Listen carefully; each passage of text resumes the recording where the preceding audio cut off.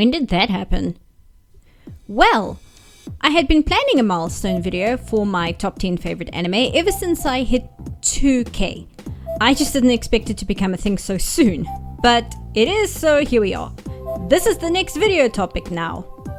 I put up a poll asking people if they would rather have a list of top 10 series or top 10 movies. So of course the winning option was a weird chimera of both. So what we're going to do is list the top 5 movies and the top 5 series, except we're not going to do that because while I was gathering clips and images for this video, I just randomly started saving material for the 6th entry on the movies list before I realized what I was doing. So I guess we're doing top 6 anime movies and top 5 anime series. My apologies to anyone in the audience who prefers structure and order. Welcome to my channel, you're not gonna find that here. Also, I already mentioned Utena is my favorite anime, and if you've even glanced at my thumbnails, you know I like Sailor Moon, which is probably number 2. So for the sake of actually talking about new things I also like, I'm disqualifying both of those from this video simply because they are too obvious. You know I love them, let's talk about something else instead. I'm hoping you will hear about something interesting you might not have considered watching before, or if you do recognize something, which is very likely, I hope you enjoy me singing its praises for once. And of course, I cannot express how grateful I am to all the support you guys have shown the channel. It's going so well, I am developing imposter syndrome about it, which if that's not a sign of success, then I don't know what is. So sincerely thank you so much for watching my content. Anywho, on to number 6 of this double pack of top 5, because this is how I've chosen to live my life.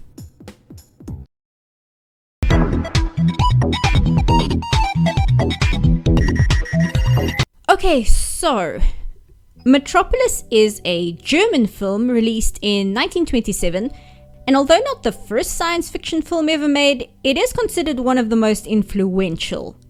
Now, I don't have time to go into Metropolis's various themes of how people in power will purposefully sow discord and chaos among exploited workers to incite violent uprisings so the powers that be can be justified in meeting violence with violence, as the working class tear down the symbols of oppression in the machines that they are forced to work on to bring down the ones in power and flooding their own city in the process, where their children are left alone, as well as the movie's various interpretations of the Tower of Babel, not as a symbol of human vanity so arrogant that God destroyed it, but as a symbol of the separation between those that plan and those that build, as well as the character of Maria, the robot, directly representing the Whore of Babylon. So I won't. Instead, I suggest go watching Metropolis. It's up on YouTube more than once. It's a little scuffed in places, as almost a quarter of it was presumed lost due to cuts because people had issue with its runtime when it first came out. And then it was like, they found the footage in 2008 in South America somewhere. I can't remember where. I think it was Venezuela or something. But anyway, I think it's like 2.5 hours long. I think it's 2 hours, 20 minutes, something like that.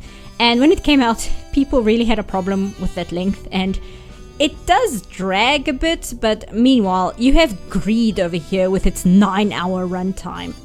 Anyway, in the 1940s, Osamu Tezuka came across an image in a movie magazine which showed the creation of Maria the Machine Person.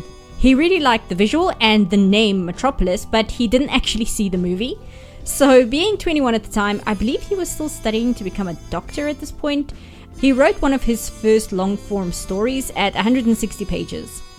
The story is very silly, but by design. It's largely about a synthetic child who can switch genders back and forth with superpowers looking for their parents after unknowingly being created by a scientist pressured by an international crime group called the Red Party because this was 1949. The art is good but rather rudimentary, and the panels are a little clumsy, especially compared to Tezuka's later work, but the manga is important as it's the prototype for Astro Boy as well as Princess Knight. It also marks the first appearance of characters Tezuka reused a lot in his work, known as the Tezuka star system, in the forms of Kenichi, Hige Oyaji, and Duke Red. Think of them more as actors who play roles rather than characters that experience every story as a canon event. So, fast forward to 2001 and the release of a full movie named Metropolis, released by Madhouse, with some help from Tezuka Productions, and this, after all that context, is number 6 on my favorite anime films. The Metropolis movie is extremely odd. Its screenplay was written by Katsuhiro Otomo, who you might be familiar with.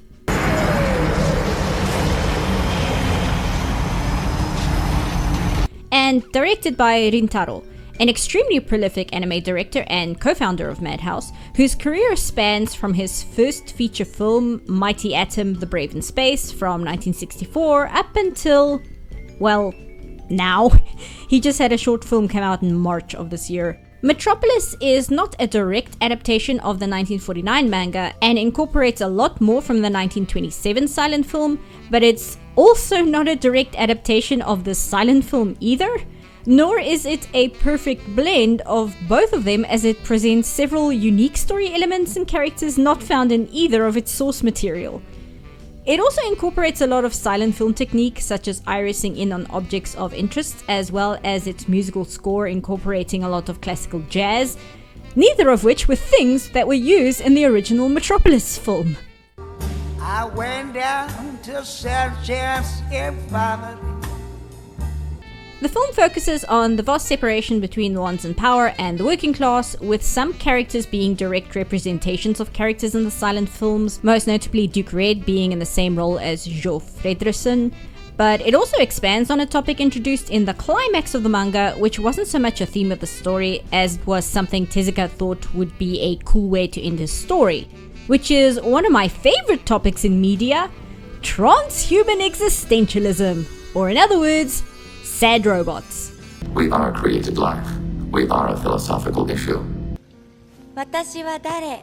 The Metropolis movie not only includes the discontent among the impoverished workers being fed into the gears of the machine, but further expands upon it, not only by changing the discontent working class from an angry mob into an organized revolutionary movement, but also by making the cause of the impoverishment as being exacerbated by the fact that most manual labor is being done by robots. But then furthers upon this by making robots slave labor, not considered to be true living beings, and then also the targets of racism and hate crime by the working class.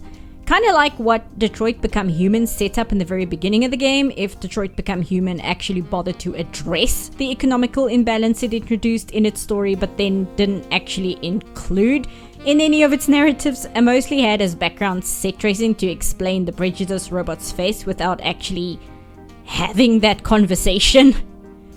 Metropolis has this as its main setting, also muddying the situation further by not presenting robots as very obviously sentient beings with humanity to them for the most part, but as far more robotic and machine-like, aside from maybe one character I can think of that isn't Tima herself. And then in all of this, the film throws in the personal story of Tima, a robot created in the likeness of Duke Red's deceased daughter, and her friendship with Kenichi, a newcomer to the city who came here with his detective uncle, and then expanding further upon this by introducing a new character in the form of Duke Red's adopted son, who is placed as the leader of what is essentially Duke Red's private army, and who is pining for his adopted father's affection, when the only reason for the adoption was so Duke Red could have an unquestioning loyal servant. And then you also throw on top the political friction between Duke Red, who is the ruler of Metropolis in all but name, and the actual president of Metropolis, who is unhappy with Duke Red's level of power thanks to his wealth and his creations, most notably a vast skyscraper he says will help Metropolis extend its power to all corners of the world, very unsubtly named the Ziggurat. And then also have the powers that be the ones fanning the flames of revolution in the working class, specifically so they can justify meeting violence with violence, while presenting themselves as morally clean because they're merely defending themselves. And with all of those themes and stories, as well as the fact that I already told you the screenplay was written by Katsuhiro Otomo, you are probably not shocked at all to learn the movie includes one of the best and most complicated mass destruction scenes in any animated film. So that's Metropolis in as broad an introduction as I can give you. It's not a perfect film in terms of character or writing, but it's easily one of the best in terms of animation alone, probably only topped by Akira itself. It's very bizarre as to why this movie is the way it is, being an adaptation of both source materials and also neither source materials, made by some of the most prolific anime creators ever in the business, with Tezuka's name on it, both directly as the manga author and indirectly by his continued production studio. There's nothing else really like it, and I recommend it if you feel like being sad about robots for a while.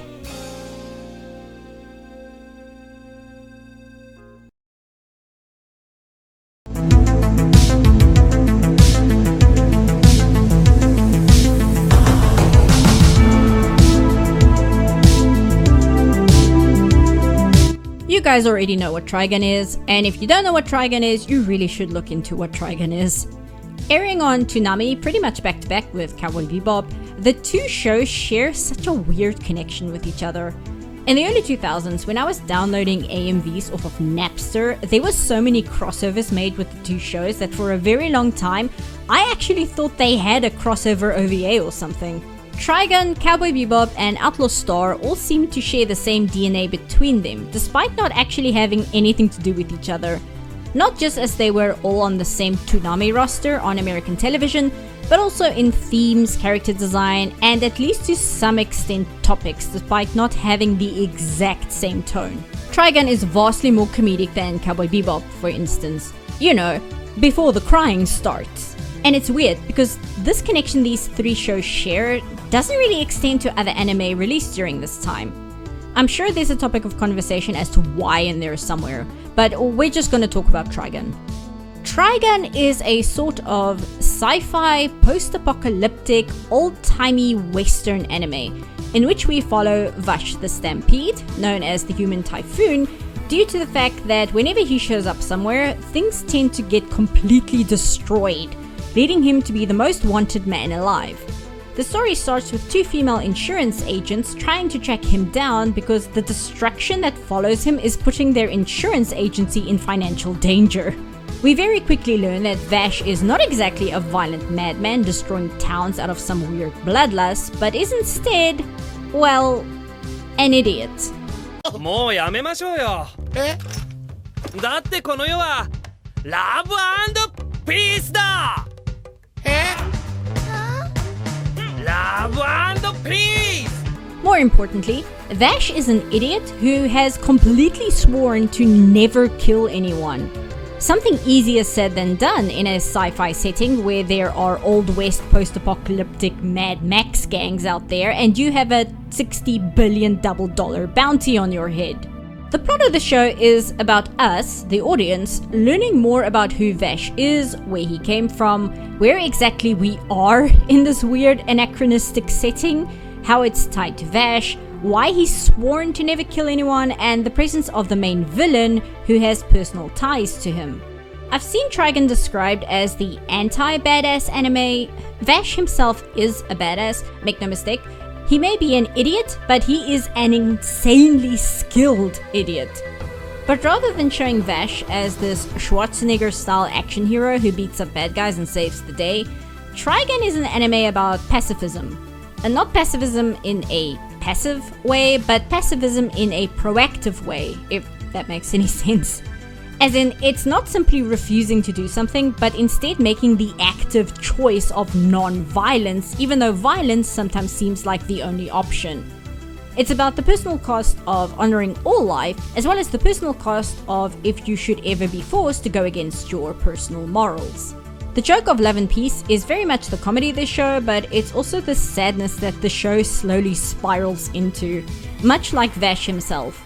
He's an idiot who uses humor and comedy to have other people underestimate him, but also to keep people at arm's length, because Vash is secretly an incredibly tragic character. なんや、そんな笑い方もできるんやないか。何が？心配しとったんや。あんたいつもニコニコ愛想はええけど、笑い方が空っぽで胸が痛なるんや。I remember seeing Trigun for the first time and being rather disappointed by its ending, but also being shocked that this was the first and possibly only time where a show had an ending I wasn't completely happy with and actually didn't mind because everything that came before it is so good.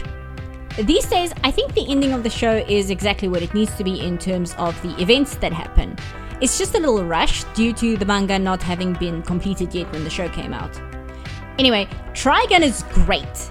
It's not some deep philosophical look at the nature of humanity or anything. It's just an insanely masterful character study in a completely unique setting with a compelling plot which is equal parts hilarious and completely emotionally devastating. Oh, also, there's like a new version of Trigun done with CG animation that recently came out.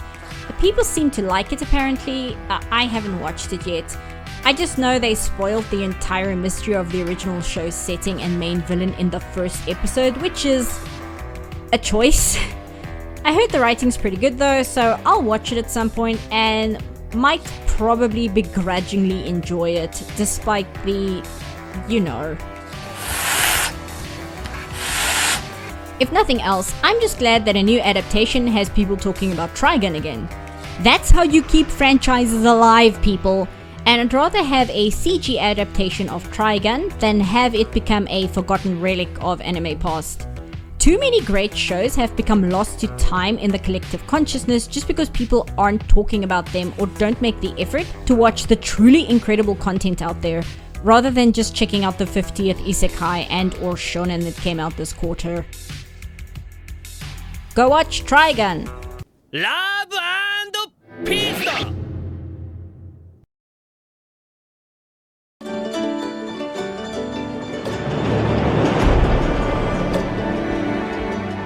Hoo boy! Okay.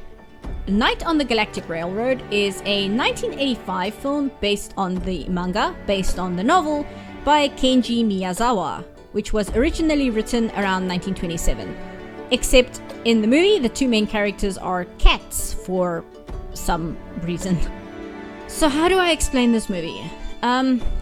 It is about Giovanni, whose mother is ill, and his father is away on a fishing trip, who, after a not very good day getting teased by the other boys, on the night of the festival, is lying outside of town on a hill staring at the stars when a train appears before him.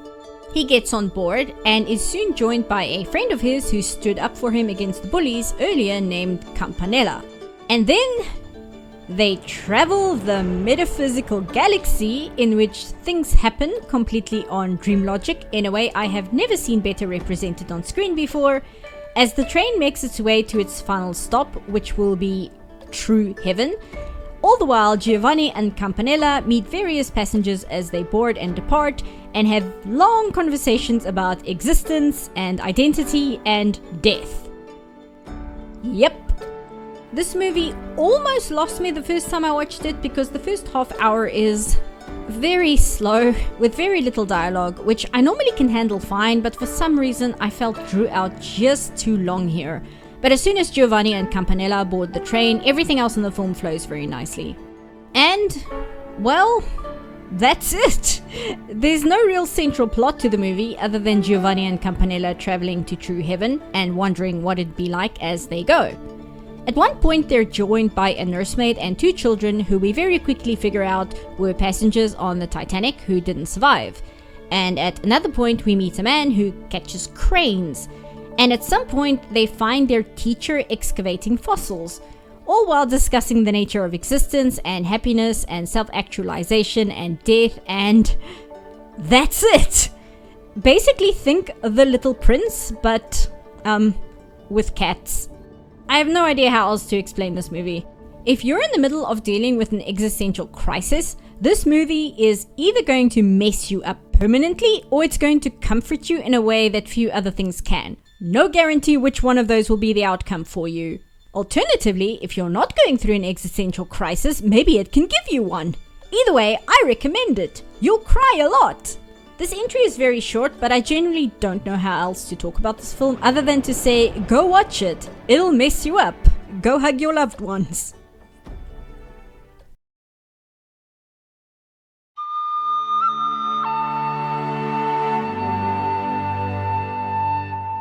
Natsume Yujincho is a shoujo anime that first debuted in 2008 and is currently still airing with a 7th season announced in 2023. It follows a boy named Takashi Natsume who was born with a supernatural power allowing him to both see and interact with traditional Japanese yokai, something which greatly upset him as a small child and, having lost his parents at a very young age, resulted in him being shuffled around from relative to relative who all viewed him as a difficult child, prone to telling lies, being relatively creepy, and often throwing what appears to be tantrums. None of the adults in his life realizing that Natsume is trying to cope with the presence of yokai in everyday Japanese life. Some of them relatively harmless, if causing mischief simply due to not fully understanding mortals, but with a select few being outright malevolent or vengeful, or just maliciously curious and uncaring about the consequences of their interference. Now a teenager, Natsume moves in with some distant relatives he's not directly related to in a small rural town where his grandmother, who could also see yokai, grew up. Here he discovers a notebook she owned, where she had gone around and subjugated various yokai, both benevolent and evil, to be her underlings and do her bidding. Natsume also encounters a feline/wolf spirit, Madara, who takes the form of a manekineko and who intends to inherit the Book of Friends when Natsume dies, but who until then has sworn to protect him. Natsume then decides to make it his personal goal to return every yokai's name written in the book back to them in an effort to connect with his departed grandmother, who had died at a young age.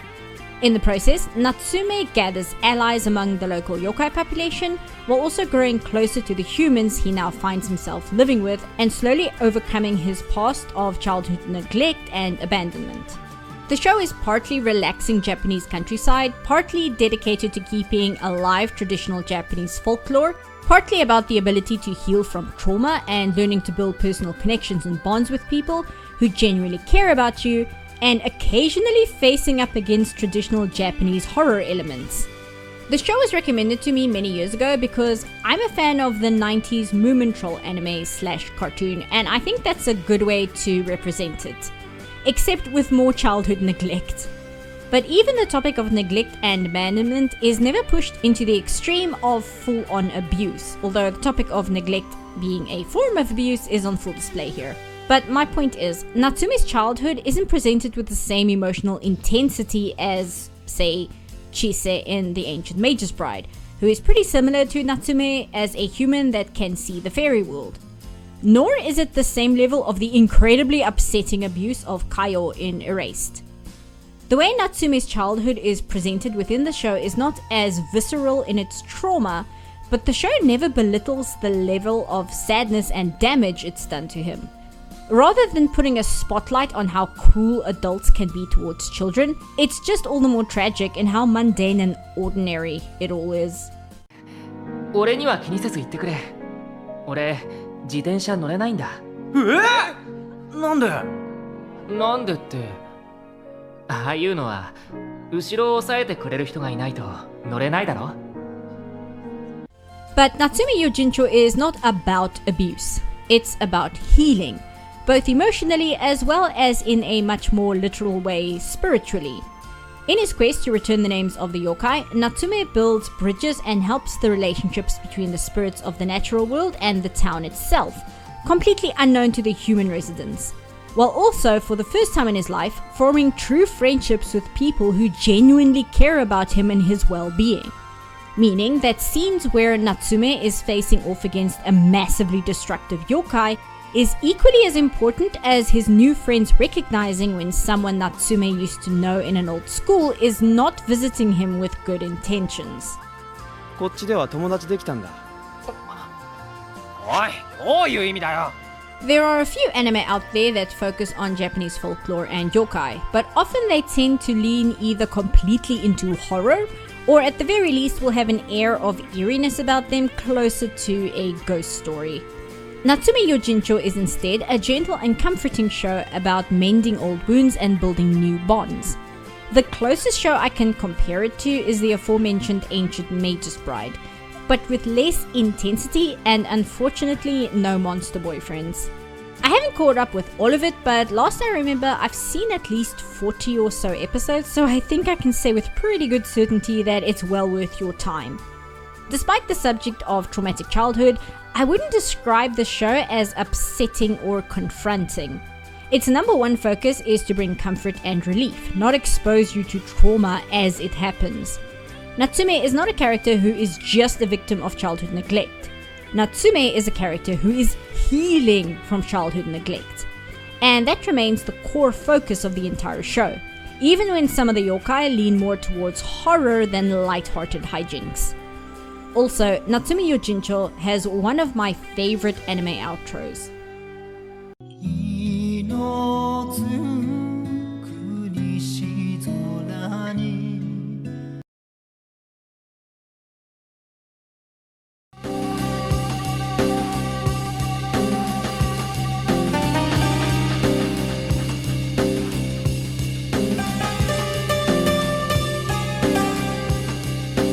There is a good chance you already know about Perfect Blue, either from reputation or because Darren Aronofsky blatantly copied large swaths of the story and cinematography for Black Swan, which is basically we have Perfect Blue at home.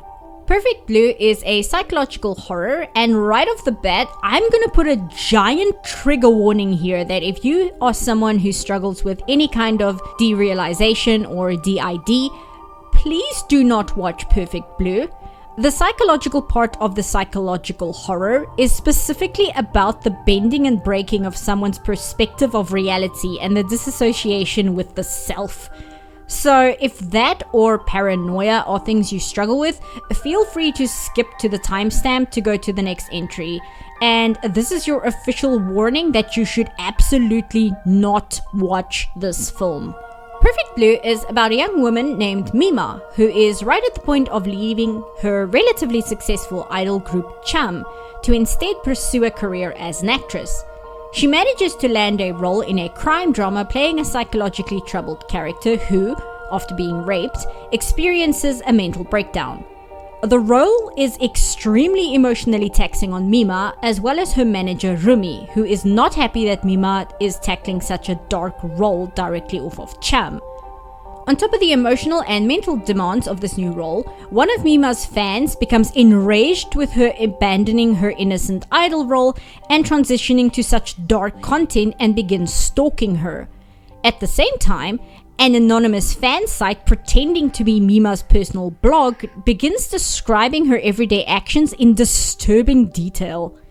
Not helped at all is that her now ex-idol group Cham appears to have boosted in popularity after her departure and seem to be doing far better now that she's gone. All of this leads to Mima becoming increasingly unhinged as she starts struggling with recognizing what is reality, what is her acting, and what might be her sanity falling apart. And then murder starts happening. Perfect Blue is an upsetting movie for multiple reasons, not only because of the unnerving way in which the film has structured itself so that you as the audience become just as confused as Mima as to what events are real and what events are not, but also in its rather stark look at how women are exploited in the entertainment industry on multiple fronts. One of the early shots in the movie, before the opening credits have even finished, is this.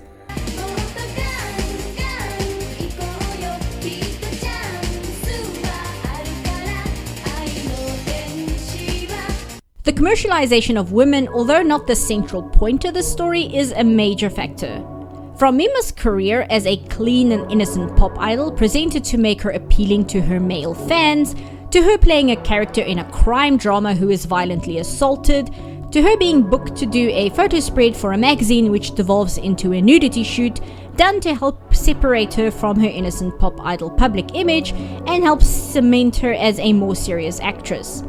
Her objectification and dehumanization plays a major factor in damaging her mentally on top of the various other stresses, all of which result in an ongoing breakdown of reality around her, often manifesting as her idol persona mocking her and constantly saying how much she hates all of this.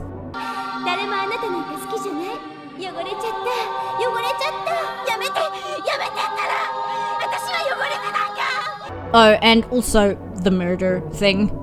Perfect Blue is very upsetting, but it has the word psychological horror stamped on it. And if you want a psychological movie that is very much a horror, and you want a horror movie which is very psychological, Perfect Blue absolutely delivers on both fronts and does not skimp on one or the other. Just, maybe look up a trigger list before watching. This movie's reputation exists for a reason, and I don't just mean the unreality stuff. But if you can handle things like Silence of the Lambs or Midsommar or Twin Peaks, then you should be fine.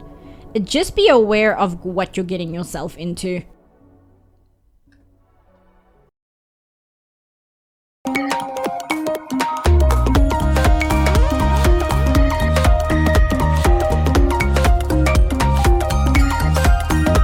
A friend of mine once joked that I really like anime where nothing happens, also known as slice of life.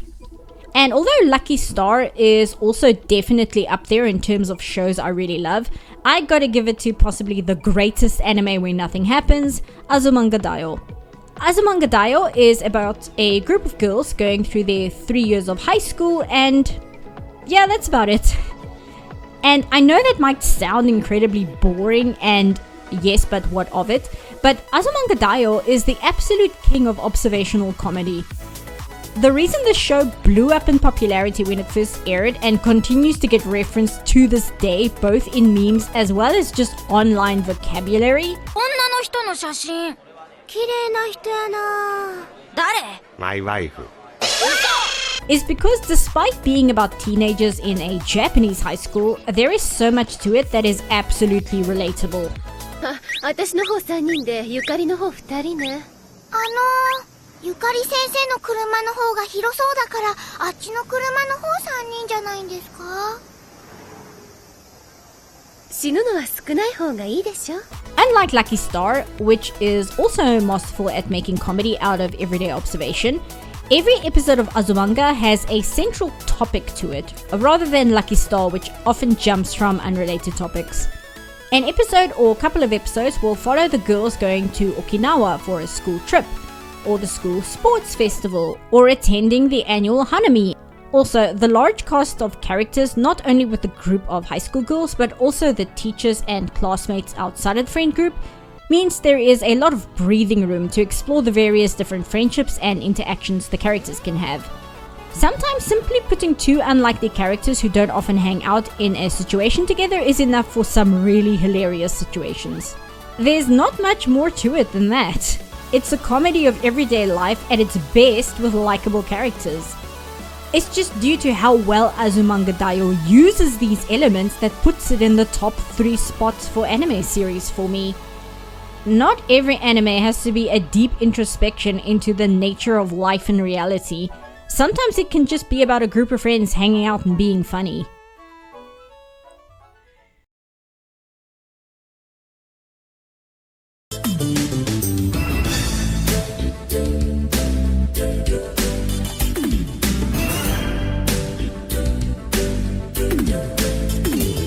Somehow, the topic of the Tower of Babel shows up a second time on this list. I don't really know what that says about me. Okay, rewind.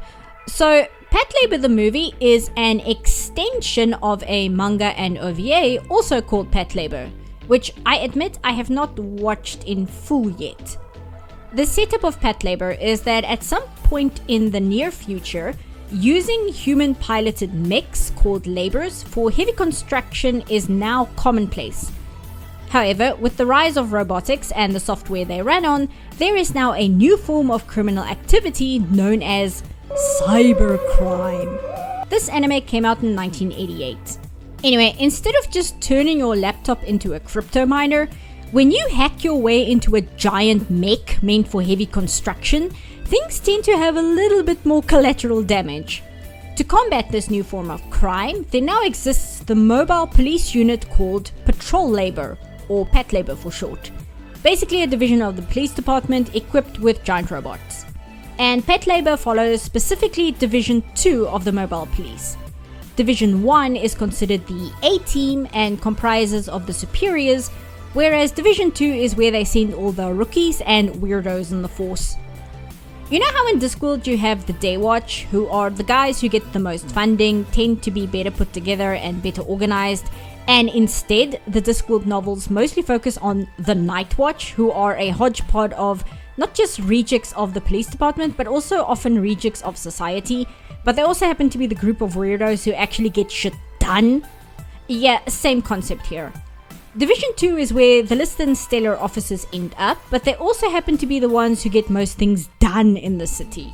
The movie is completely removed from the OVA in terms of story and deals with a sudden spike in laborers going berserk due to a software bug, right as Tokyo is undergoing a massive reconstruction project, seemingly caused by one of the lead developers of a new operating system that all laborers have been forced to update to, meaning that every single labor in operation is now infected with a new compromised OS. This anime came out in 1989. The big problem is, the lead developer committed suicide before any of these OS corruption started activating. The very first scene in the movie is literally the villain of the story jumping from the newly constructed artificial island he was helping develop as part of the Babylon project. He named it that himself, by the way. The movie follows the members of Division 2 as they try and follow the breadcrumbs the lead developer, named Eiichi Hoba, has left for them to prevent a major disaster he has set in motion. Pet labor is fascinating because before the very first frame of the movie, the bad guy has already won. He has already put everything in place to achieve his goals. The story is our main characters trying to figure out Ehoba's puzzles and traps he has left for them to stop him, as well as piece together what his goal was in putting all of this into play in the first place. If the goal was simply to cause massive distraction, why leave purposeful clues for people to stop him? And as such, the movie becomes a part fun action movie with mech battles, part mystery story as the characters try and beat Ehoba's plans before they run out of time, and part slow meditation on the nature of unchecked technological progress and the trampling of the old world in our haste for a new one with disregard for what we're leaving behind. This movie came out right in the sweet spot in its director Mamoru Oshii's career for me to like it as much as I do. Oshii had moved past the more traditional but no less impressive anime stories like the second Urusei Yatsura movie and was starting to move towards discussing more serious and philosophical topics, but he was still a few years away from making Jinro. His transition to more serious subject matter is all the more apparent when you watch the second Pat Labor movie, which is no less good than the first, but exceptionally more grounded in reality. My brother prefers the second movie actually, specifically as it deals more heavily with the nature and complexity of international politics. I find it far less fun and it's more of a straightforward political drama, and the fun and endearing characters take a backseat to the functionality of international relationships and terrorism. I prefer the more introspective first movie, which still has its roots in more straightforward 80s anime, that it allows it to be silly and lighthearted in places, while also having the ability to tell a story which is complex in its details, but also not so complex that you become confused as to what's going on. Bad programmer man released big dangerous virus into every single mech running on his new operating system. He left clues for you to stop him before big bad thing happens. Go figure it out. And with the film taking place during a summer heatwave, there are some really nice atmospheric scenes. Oshii really likes doing this in his movies. If you've seen some of the montage footage in Ghost in the Shell, it's pretty similar. Sometimes the mood is melancholic and eerie, other times relaxed and cozy, which further breathes a lot of life into the Pat Labor warehouse as we see the officers lazily fish, or pick tomatoes, or just sit in someone's hot apartment trying to piece together clues. It's also one of only 5 anime I watch the dub of, because sometimes there's just so much technobabble I find it hard to keep up. Even if you're not typically into mecha anime, I still highly recommend the first Pat Labor movie, especially if you enjoyed Ghost in the Shell, as it's somewhat of a precursor, but with a lot less monologuing on the nature of human existence, and a lot more silly antics and big robot fights. So what happens when you put the writers and directors from Sailor Moon, Revolutionary Girl Utena, FLCL, Neon Genesis Evangelion, The Visions of Escaflowne, and Full Metal Alchemist together on a project? Kiss, kiss, fall in love.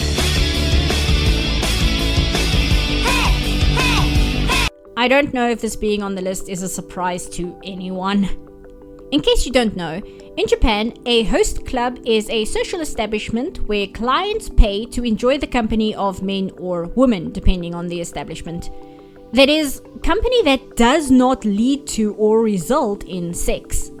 Rather, it's a service where good-looking men or women who have been trained in various social skills are in employment of the host club to spend time with a client, serve them drinks and food, and spend time in their company as a sympathetic ear or just enjoying their company. I don't know how else to word this. It's like renting a friend to hang out with you, except the friend is good looking and has really excellent social skills and is also your waiter. It's loosely tied to the tradition of geisha, minus having to learn skills like how to play the shabisen, perform tea ceremonies, fan dancing, and various other traditional arts. It's only in modern times that the host club has seen the reverse, where male establishments cater to a female clientele has become a thing. Host clubs aiming for female clientele are also often safe havens for trans men who are transitioning, which is like an entire topic itself, and I am not educated enough to speak on it, but I found it interesting enough to mention.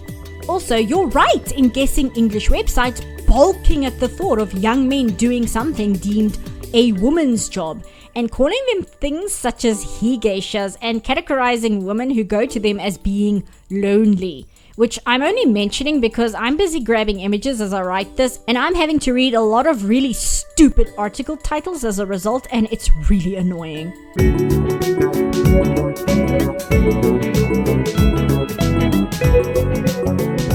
But then again, many people in Western countries to this day are still under the impression that geishas are somehow covert prostitutes or something. The concept of companionships without sex being a factor is apparently a foreign concept? Anyway, back to the anime. Sorry, I've been writing the script for 9 hours by this point, and I think I'm losing my mind a little bit. Oiran High School Host Club is about a prestigious school attended by the children of wealthy and influential families, where a girl named Haruhi has managed to be accepted despite not coming from a wealthy family due to her good grades. She stumbles into the club room of the host club, started by a flamboyant and rather overly zealous boy named Tamaki So, who has roped several other boys into the school into joining. Mistaken for a boy herself, after accidentally breaking an extremely expensive vase in the club room that she has no hope of paying off, Tamaki manages to rope Haruhi into becoming a host at the host club to entertain the female students and work off her debt. Haruhi agrees because she is rather dense when it comes to gender, mostly in that she doesn't really understand gender norms, and it's only at the end of the first episode where Tamaki realizes his new club member is actually a girl. The rest of the show is a tongue-in-cheek parody of reversed harem stories, commentary on traditional gender roles, sexuality, a person's real personality and emotional baggage that often plays in contrast to the outward mask they reflect onto the rest of the world, once again circling back to gender and sexuality, but also in regards to the pressures and expectations parents unfairly load onto the shoulders of their children, and how adults will often try and forcibly twist their children into futures they may not want but feel trapped into following. And also romantic hijinks! だいたいこの脚本なんでカオルの方が攻めになってるんだねえ攻めってわかんない子はいいの攻め Oiran High School Host Club is a reverse harem anime, generally considered to be the best one. A reverse harem anime, if you don't know, is literally what it sounds like. Rather than the more common harem anime, in which a singular male character is put in a situation where he has several beautiful women vying for his affection, all with varying personalities and character designs, a reverse harem anime is about a young girl who will have several good-looking boys vying for her affection. Whereas normal harem anime will usually have more focus on risque humor and comedic misunderstandings, reverse harem anime focus more on the young female lead being doted and shown loyalty and affection by the various different male characters. In short, a reverse harem anime isn't just a gender bend of a regular harem anime, but tends to aim for a different tone and focuses more on fulfilling the emotional needs of the audience surrogate character rather than the more sex focus of regular harem anime.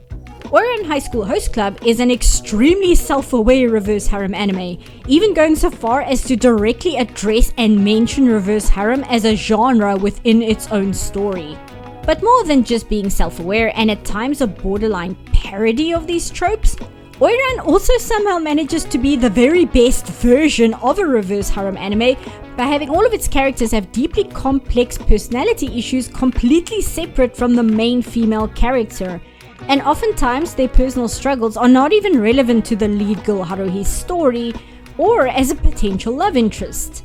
And then add to the fact that Ouran also explores and features a nuanced look at different gender identities and sexuality.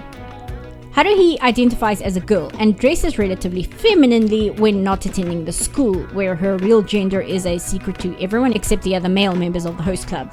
But even when not at school, Haruhi is often commented on not being very girly, except when she is.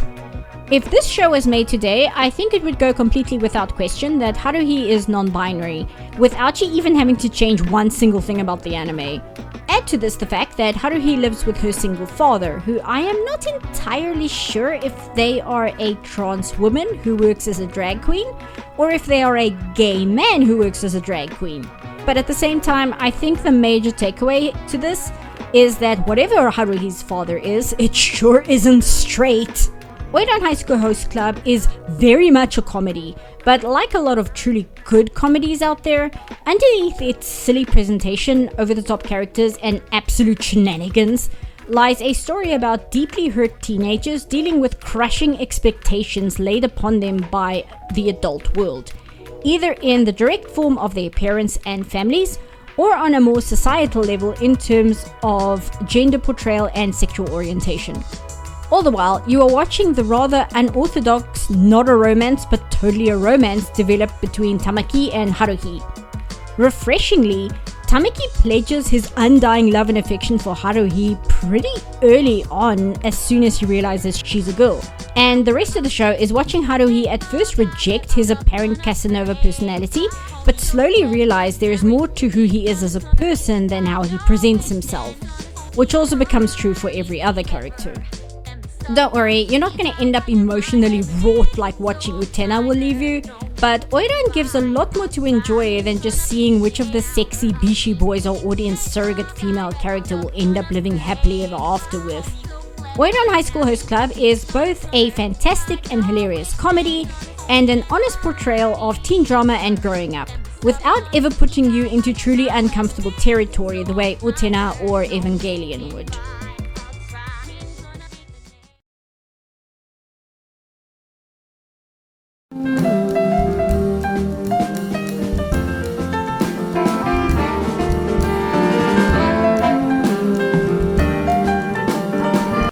Yeah, there was no escaping Bebop making some kind of appearance on this list.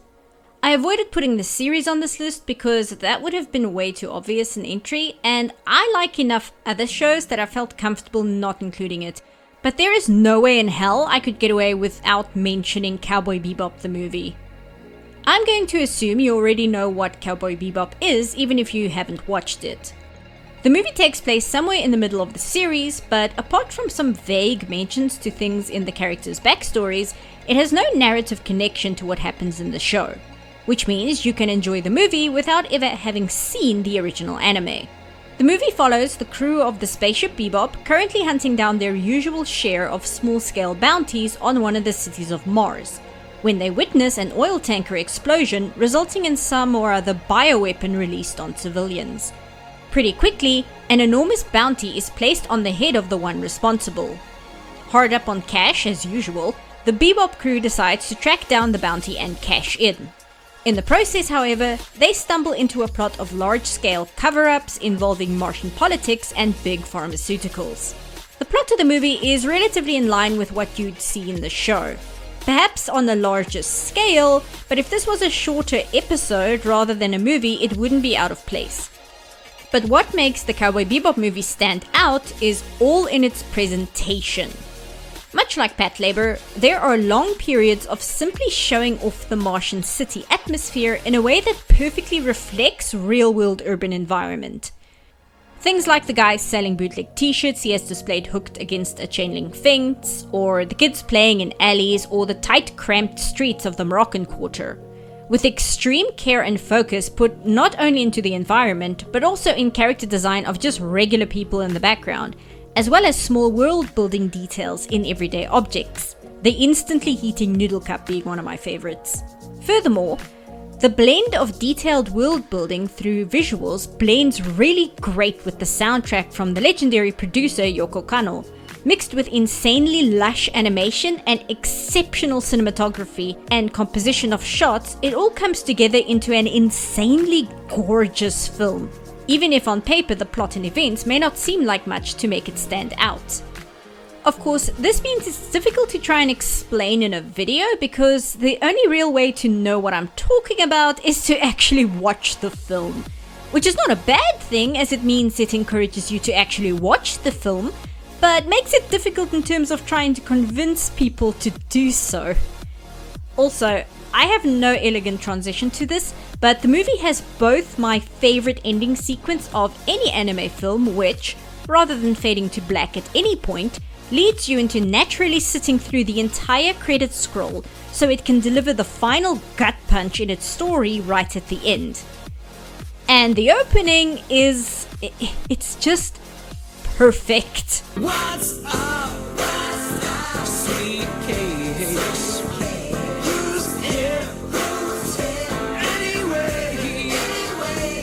None of this is rotoscoped, by the way. Cowboy Bebop is exactly as good as Cowboy Bebop's reputation. That is the best praise I can give to it.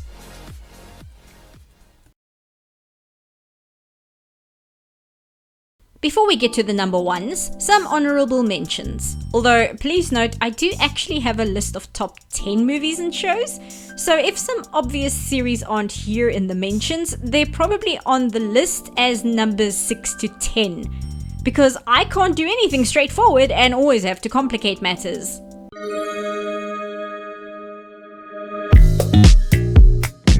Mob Psycho 100 was almost on the list, replacing Trigun. But after revisiting both shows, although I like Mob Psycho a lot, and it's possibly the better show if only on a technical level, Trigun actively rewired my brain in a way Mob Psycho did not. So Trigun got the spot. Of course, I need to catch up with Mob Psycho 100 as I'm a little behind, but Trigun has just buried itself into my life as someone who watches anime for a lot of years already. If Mob Psycho 100 does end up on the top 10 list, it will most likely replace something further down. Lucky Star I mentioned, but in a contest with Azumanga Daioh, Azumanga won. Rose of Versailles could possibly make the list, but I actually still have to finish it all the way through, and it didn't feel right including it until I've actually watched the whole thing and experienced the emotional devastation of the final outcome.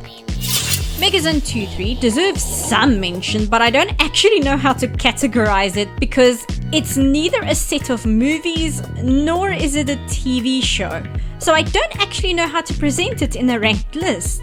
Megazone 2-3 is an anime I like a really large amount. It just also happens to be a mess.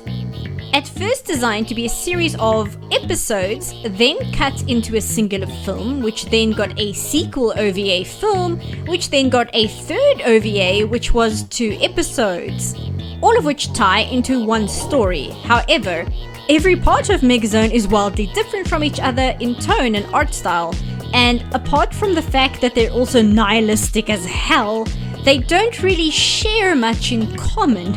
So, Megazone 2-3 exists on this list in a theoretical sense, I just don't know how or where. Made in Abyss is great, but I am a little annoyed at it switching from a TV series into a movie and then back to a TV series, and I just wish they'd stick to one format if you're going to make a sequential story. It makes it very strange to me, and it's almost disruptive to try and go back and forth like that. So unfortunately, simply because of that reason, I struggle to enjoy it as much as I feel I could if it was more consistent.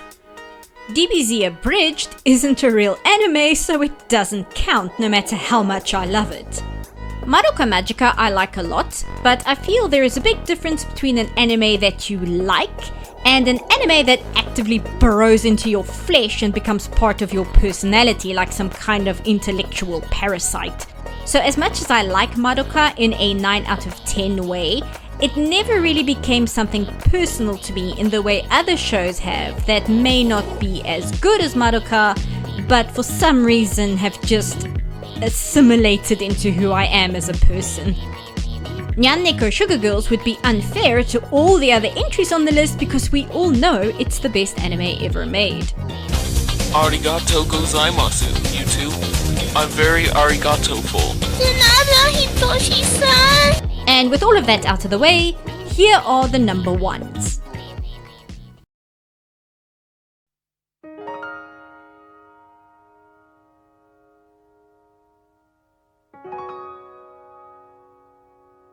Ghibli is notably absent so far because otherwise this entire list would probably just be Ghibli films. But if I could only put one Ghibli film on the list, it would be Laputa without contest. This movie was almost scientifically engineered to appeal to me personally, despite coming out before I was born. You have ancient civilizations, you have abandoned ruins, you have good-hearted robots, you have sky pirates, you have a floating castle, you have detailed atmospheric scenes, you have a badass old woman, you have a good boy that tries hard, you have detailed animation on a large scale. I'm not even able to figure out if Laputa is the best Ghibli movie because it is so on point with everything that I love, it is impossible for me to view it objectively. Is Mononoke or Spirited Away better? I have no idea. Laputa has a scene where a robot living in some floating ruins gives a flower to the main characters. There is no competing with that, I'm sorry. You're talking to somebody with an entire bookshelf dedicated to archaeology and ancient cultures, and whose favorite JRPG is Grandia. There is no way for me to try and critically analyze the strengths and flaws of this film. There is a scene where the weapon of mass distraction saves a kidnapped girl as it's actively dying. Sadly, I cannot show much of this film outside of screenshots because of how ruthless Ghibli is with issuing channel strikes. They do not want you to be exposed to their movies in any way, it seems. Luckily, if you are literally anywhere outside of the US, the entire Ghibli library is on Netflix. I can't even say, go watch this one, it will explain why it's my favorite anime film to you guys because it is so hyper-specific to my personal interests. But watch it anyway if you haven't. Also, go play the first Grandia.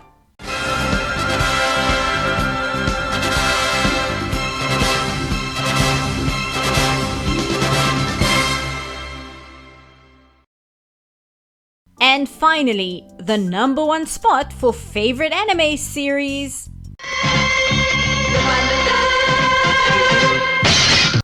I love Lupin. Lupin the Third is the nucleus for so many other shows which are all considered juggernauts of the medium. From City Hunter and Space Adventure Cobra to Cowboy Bebop, Trigun, One Piece, and even Persona 5. The first Lupin series also marks Hayao Miyazaki's directorial debut, as well as his directorial debut in feature films with The Castle of Cagliostro. Lupin III has been an active franchise since its launch in 1969, with a new ONA released this year, although, maybe let's not talk about that one. Lupin has had everything from TV series, OVAs, theatrical films, crossover specials, manga, live-action films, various side media like video games, and of course, a Takarazuka Review stage musical. Let's go, lesbians! Excuse me, lesbians coming through! Lupin Lupin media tends to vary wildly in tone depending on which incarnation you're watching.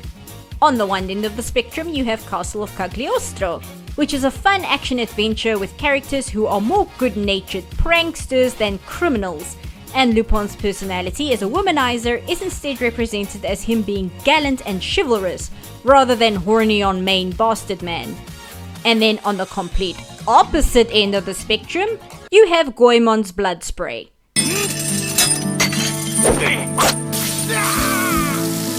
Personally, I like my Lupin content to be more on the goofy adventure side of things with just a slight streak of seriousness. And also, because putting an entire franchise on this list would absolutely be cheating, I am gonna say my favorite series in the franchise is Lupin the Third Part 2, or Red Jacket Lupin if you prefer. Originally running from 1977 to 1980 for 155 episodes. I do have a soft spot for the far more serious Jigen's Gravestone, but that's mostly because I fucking love Jigen.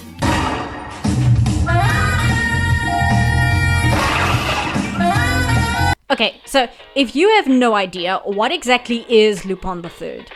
Lupin III is a franchise about Arsène Lupin III, the world's greatest thief, and his gang/found family going around the world mostly to steal things and usually getting wrapped up in some bigger plot going on, and occasionally having to be big damn heroes against their better judgments.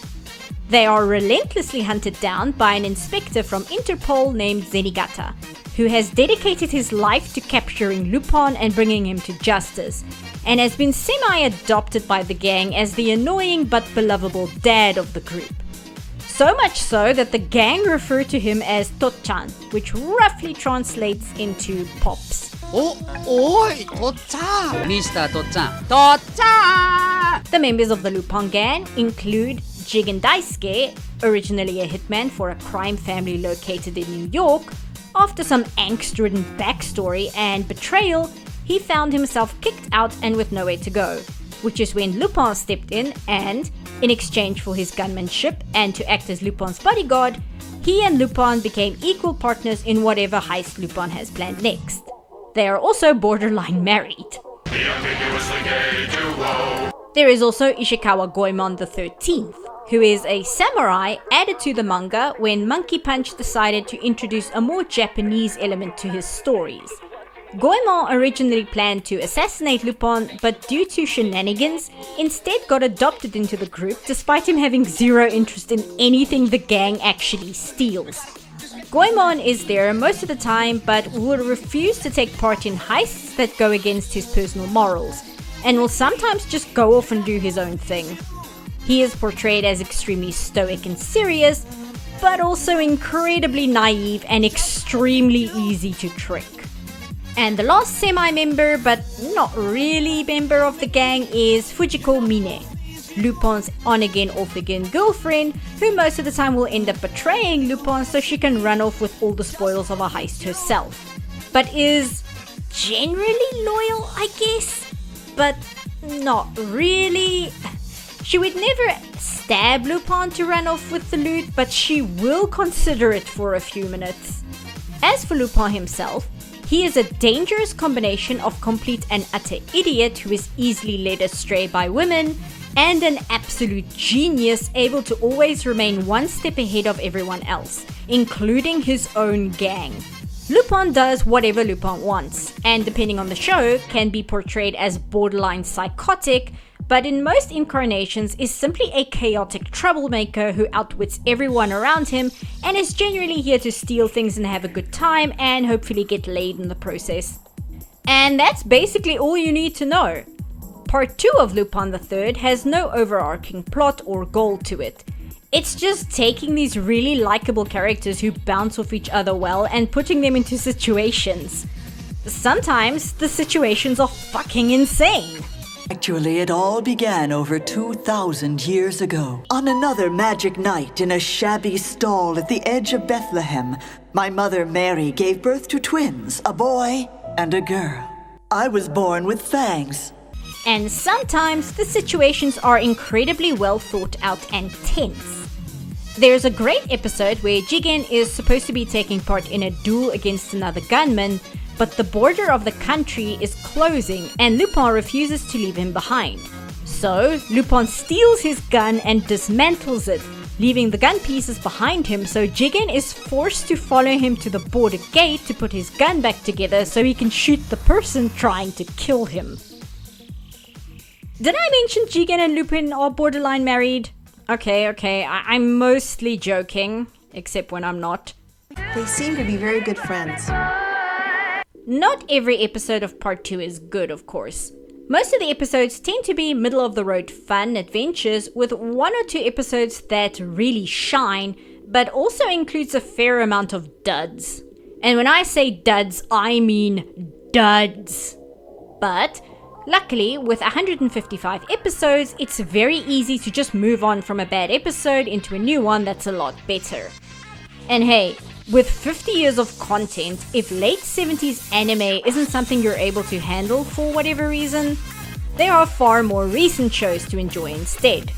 There's Part 4 and 5, which I hear are both really great, and there's the movie which came out recently, and I know that got a lot of people into the franchise.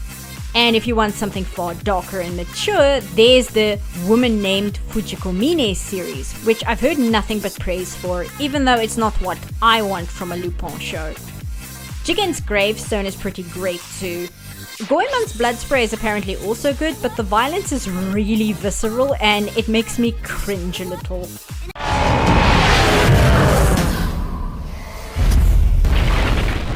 Ooh, nasty. Lupin III makes me feral, and I am so happy that most people seem to agree with me, which is why the franchise has consistently released new content since the 60s. TMS's YouTube channel has started uploading a few of the full episodes of the 70s show, and they're still getting hundreds of thousands of views. Lupin III is my favorite anime because it encapsulates everything that I enjoy in anime, which is it can be serious when it needs to, it can be goofy when it needs to, it's got really likable characters that bounce off of each other well and are so versatile that almost any situation you put them in, you are bound to have a good time. It can be completely ridiculous, it can have over-the-top stakes, it can have deep dramatic moments, it can have flashes of humanity. Lupin III is my favorite anime series because it is just fun. And so much of the other anime I love directly tie back into why I love Lupin III. From Cowboy Bebop to Trigun, it always comes back to Lupin.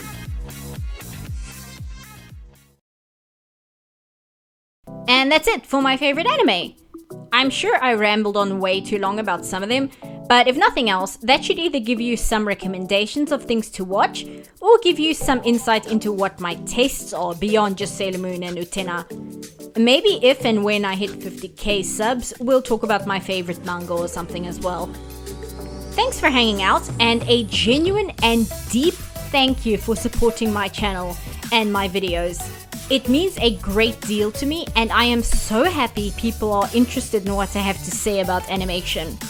I can only hope to continue giving you guys interesting content, and I'll continue to try my best to make things I hope you'll find interesting. We've been talking a lot about anime the past 2 videos, so I think next up I might want to focus on something Western again. But I've learned not to make promises too much because the second I do, my attention gets wildly jerked into a different direction on what I want to talk about. But I hope you'll continue to watch regardless of what topic catches my interest next time, and I'll be seeing you guys. And that's it. Bye.